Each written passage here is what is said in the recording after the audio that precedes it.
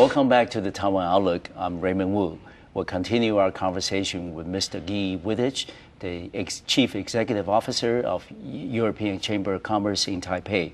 Guy, in this segment, I'm going to ask you about visa waiver that was offered by the British government effective March 3rd this year.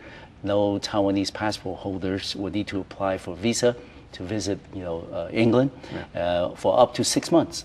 That is quite an important step, not only in terms of facilitating visits, travels between the two sides, but also I think it does serve as an indicator of the trend, I hope, that other European companies will follow suit. And other countries. Will follow suit. So do you think that would, achieve that purpose sometime, maybe not this year, everybody's worried about the financial crisis, but maybe in the future years that we can see other countries doing the same thing? I dearly hope so, and I think this is great news, first of all, that the British have done this. We fully support this, of course. We employ altogether, our companies, our 700 members in the ECT employ about 300,000 Taiwanese staff. Okay. And so we've been raising this for the last couple of years with the European Commission during our visit. It's just purely for a practical reason, because if people travel for business to Europe and they have to go to their headquarters very often, and sometimes a very short notice, or they have to change the person. Need you be here tomorrow? Yes. You know how it goes. And certainly in a time of crisis, right? They need you before either yesterday already. And so, actually, I get a lot of phone calls from the, the businesses saying, "Hey, Guy, can you help me?" Because we have good contacts with all the trade offices here. So, can you help me and push me? So push this office, all my stuff to it. So, for me, it will make my life a lot easier not to have to help all these people on a regular basis. I must say, the trade office in Taiwan been very helpful. Yes. Many of them already they issue a visa that are valid for 3, 4 years, or even 5 years, multiple entry. So if you would do that for a lot of your staff, it will actually be okay, but you cannot maybe afford to do that for all your staff. So yes, this is very welcome. I hope this will push the Schengen countries to do the same. It must be, because the British are going to make use of this and get as many tourists and business travelers as they can in the period that the Schengen countries haven't done this. And I believe that there is now also thinking to start the process for the Schengen countries, but it's more countries, so it's going to be more complicated to get it. Take a little longer. But what is more important is psychologically that puts in the minds of many Taiwanese that Europe becomes a lot closer. Absolutely. It doesn't need to wait for visa for 3 days or a week before I can know whether I can really go to that country. I think psychologically it does have a very positive impact. Yeah, and I think Taiwan has all the let's say the all the qualifications to be met, because for instance, migration for issues are very seldom heard of with Taiwanese involved. Taiwan has just upgraded its passport with the chip microchip, so it's meeting certain standards, and yes, from a business perspective, we very much support this, and this is great news.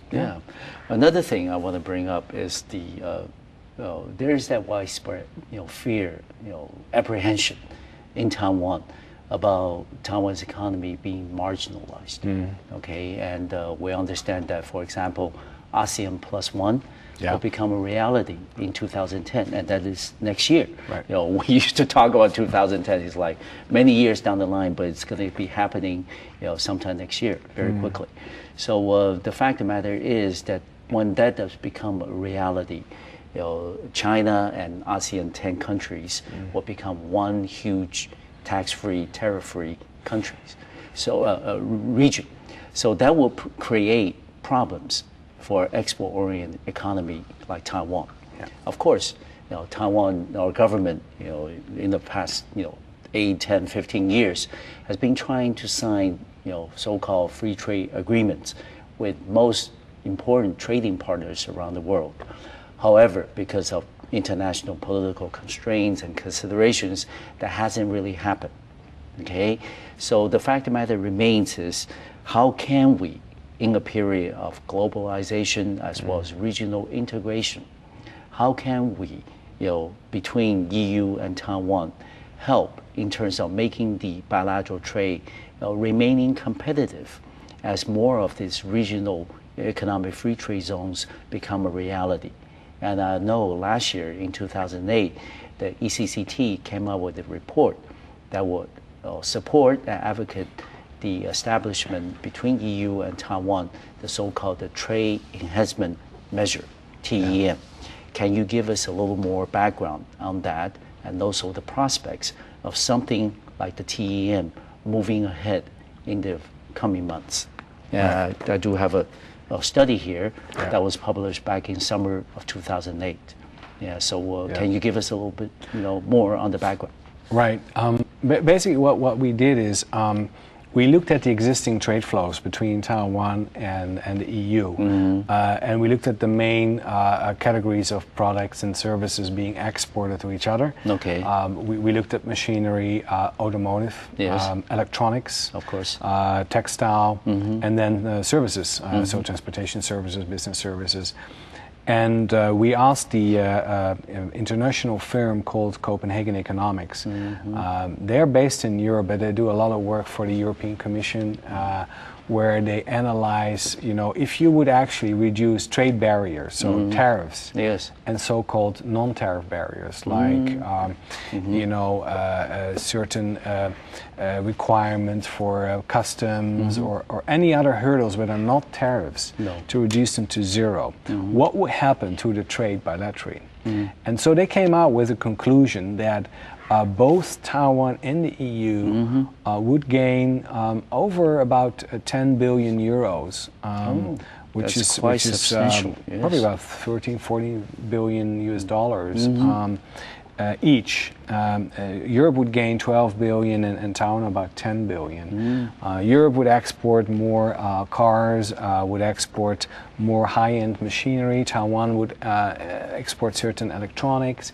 But there was fairly amount of synergy between the two, where it would actually be a win-win situation. Yes, precisely. And actually it would be a win-win-win situation, because Chinese companies that are working closely with Taiwanese partners in China would gain as well. Of course. So in particular in the case of China, we look very carefully because there's a very close economic cooperation between Taiwanese and Chinese companies, and we wanted to make sure that economically this would make sense as well for China.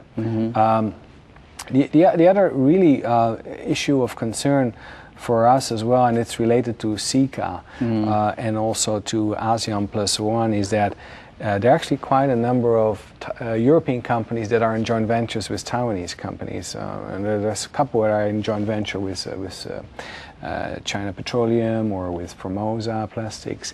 And a lot of the chemical and petrochemical products would also affect European companies. Yes. It's like a 9% tariffs. Because of the tariffs. So it's not just the Taiwanese companies, also European companies will be affected by that. So it's also in our interest that Taiwan would work closer with China and work on a CICA or something, whatever you want to call it, because it affects everyone.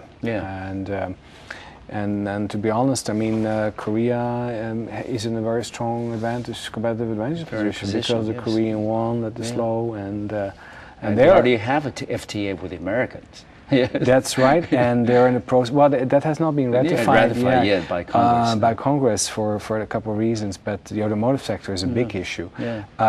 But also with the EU, Korea is in a negotiation of an FTA. So once that would happen, that would put the Taiwanese companies further behind. And so, again, from an economic perspective, we have looked at this very seriously, and it has received quite a good response with the business organizations in Brussels, for instance, and we'll see how it goes. And I think Taiwan's priorities at the moment is to talk to China and see about CICA, and then we respect that. But we sincerely hope that somewhere down the road this would really make sense to, certainly in times of economic recession, is to get rid of your trade barriers, because that is only eating up resources. If you get rid of them, you can increase business opportunity. That brings jobs, that brings capital, that brings profits, and it brings a lot of new investment opportunities. And not just here, but also in China. Okay. For the remainder of the program, Guy, can you share with us that what will be the highlights for ECCT for the remainder of 2009, especially given the economic uncertainty that we're confronted with? I think one of the key things is really work with our members and make sure they can get, that we create new business or help them with creating new business opportunities here, help them to bridge, to set up partnerships with Taiwanese companies, with the Taiwan government, and really work together. And so, it sounds a bit like a cliche, but I think win-win is really our kohao, our slogan for this year. We don't want to be too confrontational. No. Of course, if we're not happy about certain issues, you will voice them. We're not happy about taxation. I tell you very honestly. Why? Because I do get companies in my office that say, Guy, we consider Taiwan to set up a regional office in Taiwan, but we choose for Hong Kong because of the withholding tax. There's this withholding tax thing. So if you outsource overseas, you have to pay 20%. Of course. But if you raise it, it's not just in our own interest, not for Taiwan, because if Taiwan can attract more companies to establish here, it can create more employment. And also in the process, we're upgrading our infrastructure, making Taiwan a lot more attractive as the destination for a lot of the corporate headquarters, regional headquarters, here in Asia. Thank you very much, Guy, for agreeing to be on the program. We want to have an opportunity to have you back on the program when the time arises. Thank you very much. Thank you. Thank you for watching. I'll see you next time on Microfeed Television.